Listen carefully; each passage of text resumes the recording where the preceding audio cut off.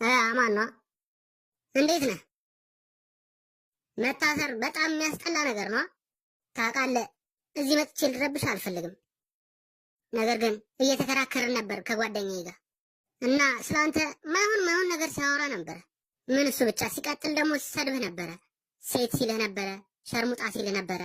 ከዚህ በፊት ተላላኪው እንደነበርክ ነበር የነገረኝ። ደግሞ ምን እሱን እኮ ነው የምልህ። እኔ ማመን ያቃተኝ ከፈለኩ እጣለዋለሁ ምናምን ሲል ነበር። ደግሞ እኔ ደግሞ እሱን እንዴ በጭራሽ አትጣላም ያልኩት ነበር። እሱ ነው ኧረ ጣትህን አውርድ አጠቁም። የመጀመሪያ ነው እንድትታሰር። እንዴት ነው ነገሩ? ግን አዎ እሱ ነው። መጣላት ከፈለገ እዚህ ነው ያለሁት። ልክ ነህ አንተ። እዚህ ነው ያለው፣ እሱ እዛ ነው ያለው።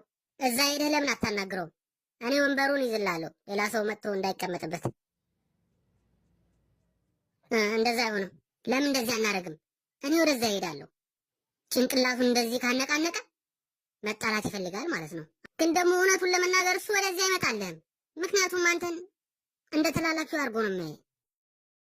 እኔ አይደለም እንደዚህ ያልኩት፣ እሱ ነው ያለው። ጭንቅላቱን ሲያወዛውዝ አንተ መተህ ካልተጣላው በቃ የራስ ችግር ነው። በቃ እኔ ሄድኩ።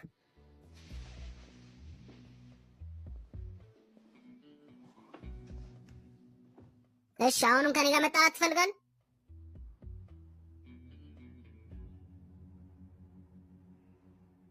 ትቼዋለሁ። ምን? ምናልባት ይሄን ነገር ከመጠን በላይ አጋንኛችሁ ይሆናል። እንድትጣላኝ ብዙ ሙከራ አድርጌያለሁ። አሁን ግን ትቼዋለሁ። ምን? ለምን?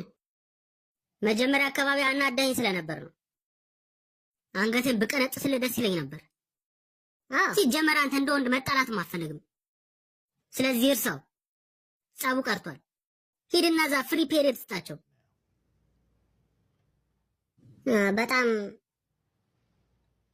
በጣም ደስ የሚል ዜና ያሰማኝ ዛሬ። በጣም ደስ ብሎኛል። አንጣላም ማለት ነው። ኧረ በጣም ደስ ይላል።